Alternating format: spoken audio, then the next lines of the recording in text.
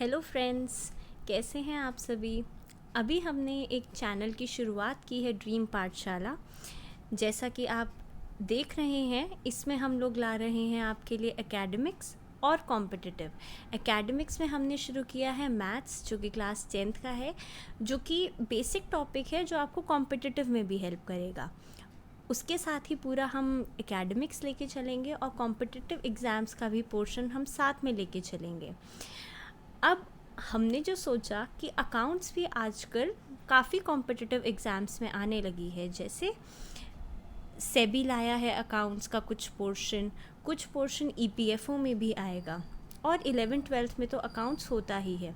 तो इन वीडियोस को हम ऐसे लाए हैं आपके लिए कि जिसमें एक 11th-12th क्लास के बच्चे के लिए भी ये यूज़फुल हो, और एक कॉम्पिटिटिव एग्ज़ाम्स देने वाला बच्चा भी इन वीडियोस को देख के सक्सेस पा सकें। अब कॉम्पिटिटिव एग्ज़ाम्स में कुछ हमारे एक्स्ट्रा टॉपिक्स भी हैं, उनकी वीडियोस भी मैं आपके लिए अवेलेबल कराऊंगी। वो हम अलग से कवर करेंगे। ये 11th-12th का भी चलता रहेगा और साथ में वो वीडियोस भी चलती रहेंगी। उससे पहले मैं आपको थोड़ा शुरू करने से पहले थोड़ा सा आपको इंट्रोडक्शन दे देती हूँ। मैंने बीकॉम ऑनर्स किया है Shri Ram college of commerce Delhi university से, और एमकॉम भी परस्यू कर रही हूँ दिल्ली यूनिवर्सिटी से ही। तो होप कि आपको अच्छा लगे ये लेक्चर। अच्छा लगे तो प्लीज़ लाइक, शेयर और सब्सक्राइब ज़रूर कीजिएगा। चलिए क्लास शुरू करते हैं। अकाउंटेंसी वर्ड से क्या समझते हैं? देखिए, जैसे हमारे इंग्लिश में फर्स्ट डे क्लास होती है तो ABCD से शुरू किया जाता है। अब ABCD में क्या होता है? वो बेसिक होता है बिल्कुल। वैसे ही हमारे अकाउंट्स जो है वो है ABCD ऑफ अ फर्म। उससे हमें ये पता चलता है कि फ़र्म को प्रॉफिट हो रहा है या लॉस हो रहा है, फ़र्म हमारा परफॉर्म कैसे कर रही है। फिर ये इन्फॉर्मेशन बहुत लोगों को प्रोवाइड कराई जाती है, जो उनको रिज़ल्ट्स को इंटरप्रेट करने में हेल्प करे, उन्हें समझने में हेल्प करे कि ये फ़र्म आखिर परफॉर्म कैसा कर रही है। तो अकाउंट्स है हमारी language of a firm. It is a language of a firm. Accounts हमारी आर्ट भी है और हमारी साइंस भी है। अब सोचिए, आर्ट क्यों है? अकाउंट्स हमारी आर्ट इसलिए है क्योंकि इसमें होती हैं टेक्निक्स। जैसे डेप्रिसिएशन को कैलकुलेट करने के लिए हम टेक्निक्स का यूज़ करते हैं। डेप्रिसिएशन क्या है ये हम आगे डिटेल में पढ़ेंगे। अभी के लिए बता देती हूँ, डेप्रिसिएशन होता है जैसे अगर आज आपने एक कार खरीदी और उसे लाके आपने गैराज में खड़ा कर दिया नीचे, और उसको बिल्कुल यूज़ नहीं करा। वो आपने ख़रीदी थी 2 लाख की।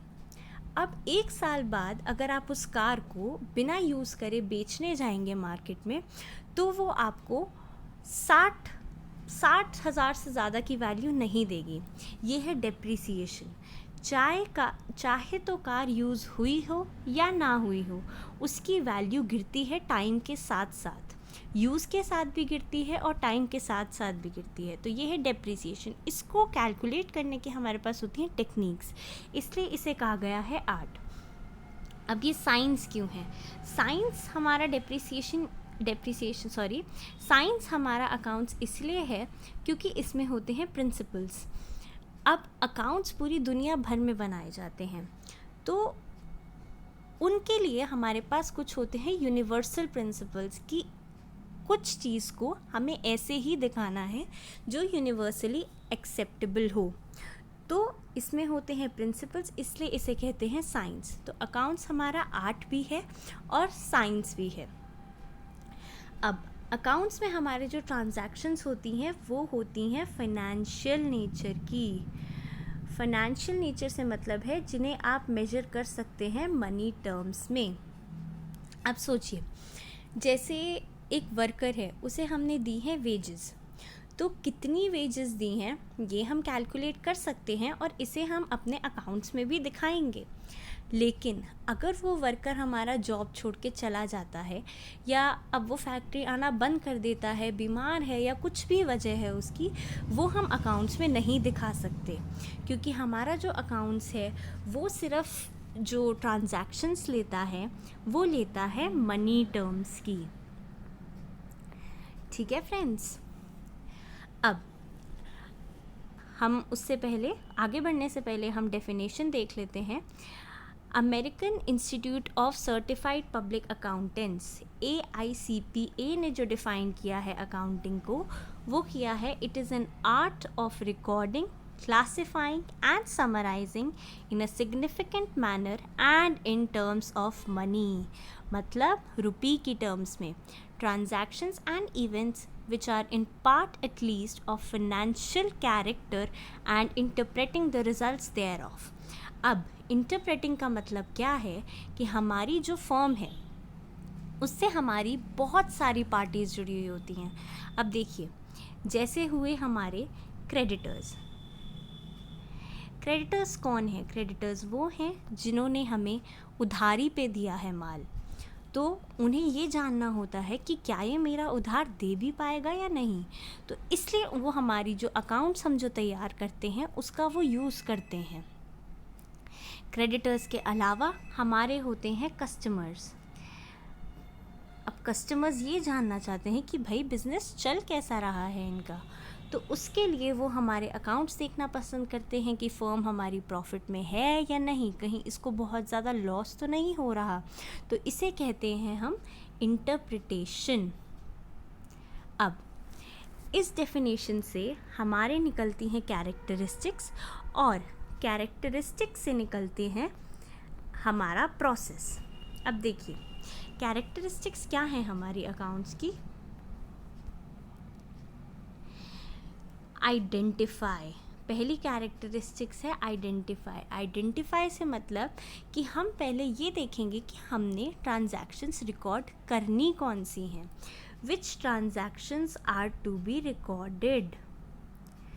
उसके बाद जो हमारा स्टेप आता है वो आता है मेजर, उनको मेजर करना। मेजर क्यों करना है? क्योंकि हम जो ट्रांजैक्शंस लेते हैं वो लेते हैं मॉनेटरी टर्म्स की, तो उन ट्रांजैक्शंस को मेजर करना is a characteristic of accounts.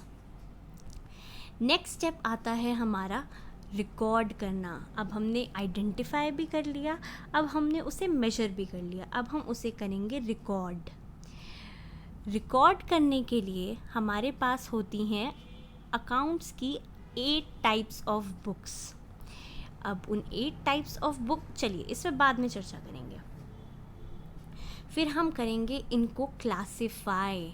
हमने रिकॉर्ड तो एक साथ कर ली कि भाई ये ट्रांजैक्शन इस चीज़ से रिलेटेड है, ये ट्रांजैक्शन में हम ख़रीद रहे हैं, इस ट्रांजैक्शन में हम बेच रहे हैं, वो हमने एक साथ रिकॉर्ड कर ली। लेकिन उसको हम क्लासिफाई भी करेंगे। क्लासिफाई करते हैं लेजर में। अब लेजर क्या होता है, आपके मन में सवाल उठ रहा होगा। लेजर होता है कि हमने एक तरह की ट्रांजैक्शंस को एक साथ रख दिया जिससे हमें आगे प्रोसेस में आसानी हो। फिर बात करते हैं, क्लासिफाई के बाद आता है समराइज़। समराइज़ करने के लिए हमारे पास होती हैं 3 तरह के स्टेटमेंट्स। एक होता है ट्रायल बैलेंस, बैलेंस शीट और प्रॉफिट एंड लॉस अकाउंट। ये एक सेपरेट टॉपिक है जिनको हम आगे डिस्कस करेंगे। अभी ये एक इंट्रोडक्शन है, इसे इंट्रोडक्शन ही लेकर चलते हैं। फिर हम करेंगे उन ट्रांजैक्शंस को एनालाइज और इंटरप्रेट। मतलब कि भाई हमारे पास प्रॉफिट है या हमारा लॉस हो रहा है, ये सब भी तो हमें देखना पड़ेगा ना। तो वो हो गया हमारा नेक्स्ट स्टेप। और उसके बाद आता है कम्युनिकेट। कम्युनिकेट में वही आती हैं पार्टीज़ जिनको हमारी अकाउंटिंग इन्फॉर्मेशन चाहिए, जो उससे हमारे रिजल्ट्स देखेंगी कि भाई फर्म प्रॉफिट में है या लॉस में है। अब देख लेते हैं रिकॉर्ड। रिकॉर्ड में मैंने आपको बताया कि हमारे पास होती हैं 8 types of books of accounts. 8 types of books में हमारी आती है cash book, purchase book, sales book, bills payable, bills receivable, purchase return, sales return और जर्नल प्रॉपर। कैश बुक में सारी वो ट्रांजैक्शंस आती हैं जिसमें कैश का लेन देन होता है। परचेज बुक में आती हैं जैसे हमने कोई सामान ख़रीदा, वो आता है हमारा परचेज बुक में, लेकिन उधारी पे, क्योंकि अगर हमने कैश यूज़ किया तो वो आएगा कैश बुक में। सेल्स बुक में आती है हमारी sales, bills payable, bills receivable, purchase return, sales return, और जो ट्रांजैक्शन इन 7 बुक्स में नहीं आती वो आती हैं हमारी जर्नल प्रॉपर में। ये भी हम आगे डिटेल में सेपरेटली पढ़ेंगे। अब मैंने आपको बता दिया कि ये हमारी होती हैं कैरेक्टरिस्टिक्स और यही हमारा होता है प्रोसेस। तो प्रोसेस क्या बना? Identification, measurement, recording, classifying, summarising, analysing and interpret, फिर कम्युनिकेशन। ठीक है फ्रेंड्स, समझ आ रहा है? उसके बाद अब देख लेते हैं ब्रांचेस ऑफ अकाउंटिंग। बेसिकली जो हमारी ब्रांचेस हैं वो होती हैं हमारी फाइनेंशियल अकाउंटिंग, कॉस्ट अकाउंटिंग और मैनेजमेंट अकाउंटिंग।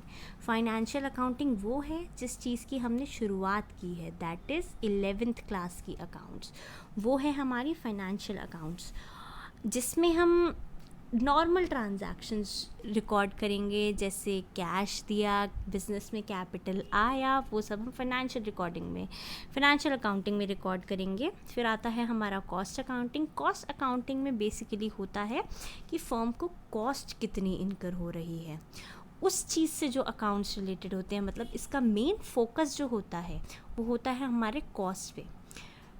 तीसरी ब्रांच होती है मैनेजमेंट अकाउंटिंग। मैनेजमेंट अकाउंटिंग और कॉस्ट अकाउंटिंग में ज़्यादा डिफरेंस नहीं है। फ़र्क इतना है कि ये जो हमारी अकाउंटिंग होती है ये ज़्यादा बेस्ड होती है डिसीजन मेकिंग। मतलब ये जो हमारी मैनेजमेंट अकाउंटिंग है ये इंफॉर्मेशन यूज़ करती है इन दोनों में से और फिर हेल्प करती है हमें लेने में डिसीजंस। तो it helps in decision making. तो ये हो गई हमारी 3 बुक्स, ब्रांचेस ऑफ अकाउंटिंग। अब एक हमारा कॉन्सेप्ट आता है बुक कीपिंग का और अकाउंटिंग का। बुक कीपिंग अकाउंट्स का कह सकते हैं छोटा पार्ट है, मतलब accounting is a broad concept. Accounting जो है हमारा that is a broad concept. It includes bookkeeping and it is a narrow concept. It is a part of accounting. अब वो देखते हैं कैसे। देखिए, जैसे हमने कैरेक्टरिस्टिक्स पढ़े, प्रोसेस पढ़ा, उसमें हमने पहले पढ़ा आइडेंटिफिकेशन, मेजरमेंट, रिकॉर्डिंग और क्लासिफाइंग। ये पार्ट है हमारा बुक कीपिंग का, इसे हम कहते हैं बुक कीपिंग। इसके बाद के जो स्टेप्स हैं जो कि हैं summarising, analysing and interpretation plus communication, उसे हम कहते हैं अकाउंटिंग। तो इससे हमें क्या पता चला कि जो हमारा अकाउंटिंग है दैट इंक्लूड्स बुक कीपिंग। इसे ऐसे भी कह सकते हैं आप कि जैसे ये है हमारा अकाउंटिंग और इसमें हमारा पार्ट है ये बुक कीपिंग। ठीक है फ्रेंड्स, अब देख लेते हैं क्वालिटेटिव कैरेक्टरिस्टिक्स ऑफ इंफॉर्मेशन। अब देखिए, अब आप जो इन्फॉर्मेशन अपने स्टेक होल्डर्स, कस्टमर्स, क्रेडिटर्स को देने वाले हैं, उस इन्फॉर्मेशन की हमारी क्वालिटी कैसी होनी चाहिए। अब वो इन्फॉर्मेशन ऐसी होनी चाहिए कि उनको यूज़फुल हो, जो वो देखना चाह रहे हैं उन्हें वो इन्फॉर्मेशन हम प्रोवाइड कर सकें। तो उस इन्फॉर्मेशन के कुछ क्वालिटेटिव कैरेक्टरिस्टिक्स हैं जो कि है रिलायबल, कि लोग उसे माने कि भाई हम इस पे रिलाई कर सकते हैं, रिलाई कर सकते हैं। रेलेवेंट, जो चीज़ वो ढूंढ रहे हैं उन्हें वो मिलनी चाहिए। रिलायबल हो गई, रेलेवेंट हो गई, फिर अंडरस्टैंडेबल। भाई हमने तो इन्फॉर्मेशन उन्हें प्रोवाइड कर दी, लेकिन उन्हें समझ भी तो आनी चाहिए ना। तो इसीलिए उस इन्फॉर्मेशन की एक बहुत इम्पॉर्टेंट कैरेक्टरिस्टिक है अंडरस्टैंडेबल। फिर एक लास्ट कैरेक्टरिस्टिक आती है हमारी कंपेरेबल। अब देखिए, एक फर्म है हमारी रिलायंस, एक फर्म है हमारी टाटा। अब एक जनरल लेमैन जो इन्फॉर्मेशन निकालेगा फर्म्स के बारे में, वो यही देखेगा कि कौन सी फर्म का ज़्यादा प्रॉफिट है। तो हमें ऐसी अकाउंटिंग टेक्निक्स यूज़ करनी चाहिए कि उस इंफॉर्मेशन से हमारा जो कंपैरिजन है फर्म्स में वो यूज़फुल हो जाए। जैसे ये 2 फर्म्स हैं, उनमें हमारा कंपैरिजन इजी हो जाए, वो हमारी अकाउंटिंग इन्फॉर्मेशन की होती है कैरेक्टरिस्टिक। तो हमने 4 कैरेक्टरिस्टिक पढ़ी: reliable, relevant, understandable and comparable. अब फ्रेंड्स, आज हम देख लेते हैं हमने क्या क्या पढ़ा। हमने पढ़ा इंट्रोडक्शन टू अकाउंटिंग, मीनिंग पढ़ा हमने कैरेक्टरिस्टिक पढ़ी, साथ में हमने उसका प्रोसेस पढ़ा। प्रोसेस के बाद हमने ब्रांचेस पढ़ी। ये जो हमने पढ़ा बहुत इम्पॉर्टेंट कॉन्सेप्ट है, ये बुक कीपिंग और अकाउंटिंग। जनरली लोग कंफ्यूज रहते हैं इसमें। होप सो कि आपको क्लियर हो गया हो। उसके बाद हमने पढ़ी qualitative characteristics of information. So thank you friends, आज के लिए इतना ही। अगर आपको ये वीडियो पसंद आए और आप चाहते हैं कि आगे भी हम ऐसी वीडियोस, अकाउंट्स आपका पूरा कवर करा देंगे ऐसे ही, तो प्लीज़ लाइक कीजिएगा, शेयर कीजिएगा, सब्सक्राइब कीजिएगा। इससे हमें भी मोटिवेशन मिलता रहेगा कि हम आगे भी आपके लिए और अच्छा कंटेंट और क्वालिटी कंटेंट ला सकें।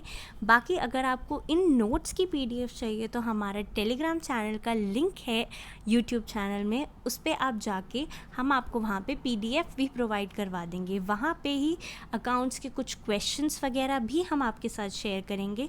जो इम्पॉर्टेंट क्वेश्चंस हैं जो एग्ज़ाम्स में आते हैं, वो सब भी हम आपको वहीं पे प्रोवाइड करा देंगे। Thank you guys, thank you friends, keep learning, happy learning.